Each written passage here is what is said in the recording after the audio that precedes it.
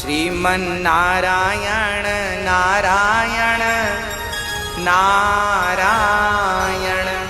अनिरुद्धाचार्य जी, क्या है कहीं वेद और गीता में इसका प्रमाण, जिस मंत्र को देकर आप लोगों के जीवन का नाश कर रहे हैं? दर्शकों, अब आपको दिखाते हैं कि हमारे शास्त्रों में किन मंत्रों का जाप करने के लिए बताया गया है। देखिए विस्तार से।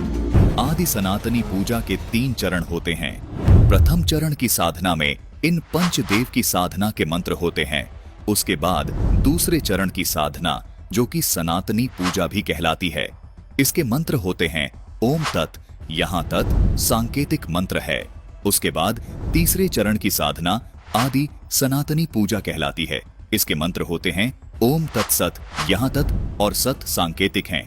भक्ति साधना के इन 3 चरणों को आप इस प्रकार समझें, जैसे प्रथम चरण की साधना, जो कि पंचदेव पूजा है, उसको आप प्राथमिक शिक्षा जाने, अर्थात 5वीं कक्षा तक की पढ़ाई जाने, जिसके पढ़ने से आपको आपके जीवन में केवल आंशिक लाभ प्राप्त होते हैं। लेकिन प्रथम चरण की ये साधना भक्ति मार्ग में बेहद महत्वपूर्ण है।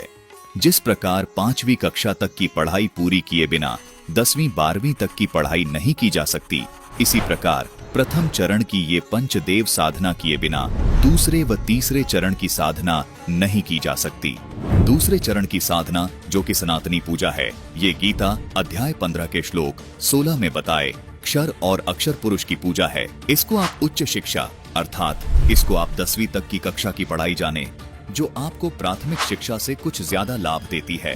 तीसरे चरण की साधना, जो कि आदि सनातनी पूजा है, गीता जी अध्याय 17 के श्लोक 23 में भी इसका वर्णन है। ये गीता अध्याय 8 के श्लोक 3 में बताए परम अक्षर ब्रह्म की पूजा है।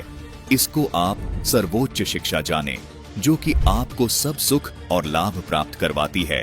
दर्शकों, केवल संत रामपाल जी महाराज ही आध्यात्मिक मार्ग की भक्ति साधना इस प्रकार 3 चरण में पूरी करते हैं।